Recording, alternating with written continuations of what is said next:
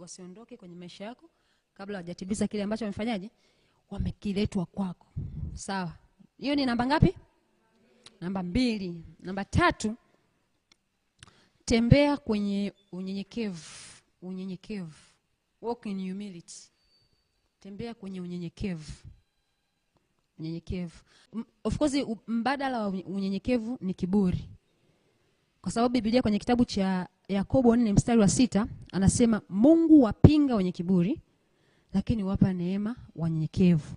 But gives grace to the humble. Manake mpinzani namba 1 wa mtu mwenye kiburi ni nani? Ni Mungu. Lakini mtu ambaye Mungu anashawishiwa kukaa naye wakati wote ni mtu mnyenyekevu. So kuna wakati hata kama ulikuwa na tabia fulani hivi, unajua kuna watu wanajisifiaga kikabila, yani unajua mpaka hapa kiburi kimepanda. Sisi hatunaga mambo ya namna hiyo. Sisi hatunaga mambo ya hivyo. Umeona vitu kama hivyo. Lakini ukijua wakati ambao Mungu amekupa wasaidizi wa hatima, you have to be humble. Unatakiwa kuwa mnyenyekevu, kushuka chini. Biblia inatuambia Yesu alinyenyekea. Hata mauti ya msalaba. Alafu alivyonyenyekea hivyo Mungu akampa jina. Alipokuja kwa namna ya mwili atakuwa ajimwambafai, yani mimi ndo Mungu. Mafarisayo na nini? Yesu alikuwa na uwezo hata wa kufanya Mafarisayo wakapotea. Akabaki na watakatifu tu. Kwa nini sasa alikuwa nao Mafarisayo? Biblia inasema alivua namna ya Mungu, akajiweka kwa mfano wa mwanadamu, alafu akanyenyekea, akajifanya kama mtu. Hiyo ndio limpa credit. Kwani kunyenyekea ni shilingi ngapi? Fanya hivi unafanya. Fanya hivi unafanya. Fanya hivi unafanya. Fanya hivi. Ndio kicho kimsaidia Yesu. Yesu pamoja na kwamba alivaa namna ya mwanadamu, Mungu akamsaidia na akampandisha akawa juu. Biblia inasema Mungu anawapinga wenye kiburi. Kiburi, kuna kiburi cha maneno. Unaongea kabisa, mimi siwezi bwana. Sisi watu wa huku hatupendagi dharau. Lakini kuna namna unahitaji kuwa mnyenyekevu, kuvua ukabila pembeni, kuvua siju nini pembeni, kuvua GPA pembeni, kuvua umri pembeni, kuwa mnyenyekevu, be humble.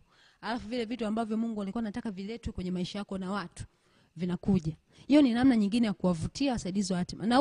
Na huwa hawabaki tu anyhow kwenye maisha ya watu. Wanabaki kwa kuona baadhi ya vitu kwenye huyo mtu ambaye anasaidiwa. Mmoja wapo hivyo vitu ndio hivyo, kuwa mnyenyekevu, kuwa mtiifu, kile unachoambiwa kifanya, kile unachoelekezwa unakifanya. Hakuna mtu anayependa kukaa na mtu mwenye kiburi ambaye kila anachoongea anamcrush, kila anachoongea anamcrush. Be humble kwa sababu unaijua thamani ya watu kwenye maisha yako. Mungu anasema anakupa watu kwa sababu wewe ni wa thamani. Alafu amekupa watu kwa sababu amekupenda. Manake upendo wa Mungu ndio umevuta watu waje kwenye maisha yako.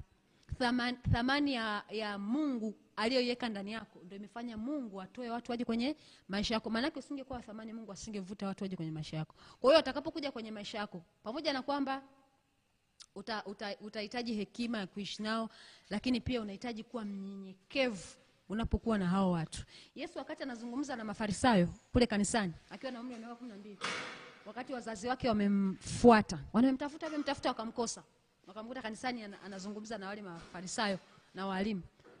Yesu alichokuwa anakifanya, alikuwa anafanya mambo haya mawili. Alikuwa akisikiliza na kuuliza. Ndio Biblia inatuambia hivyo, alikuwa akisikiliza na kuuliza. Lakini kuna watu hawawezi kusikiliza. Yaani umekaa na mtu ambaye ni mkubwa, amekuzidi vitu, amekuzidi hela, amekuzidi umri, amekuzidi heshima, amekuzidi mamlaka, lakini anaongea unaongea, anaongea unaongea. Ndio maana watu wengine wameondoka kwenye maisha yetu kwa sababu hiyo. Jua unatakiwa kuongea nini, jua unatakiwa kusema nini wakati umekaa na msaidizi wa hatima. So kuna mtu hata hajaulizwa anaanza watu wamefukuza watu kwenye maisha yao kwa sababu ya midomo, namna ya kufungua vinywa vyao. Bwana Yesu asifiwe sana.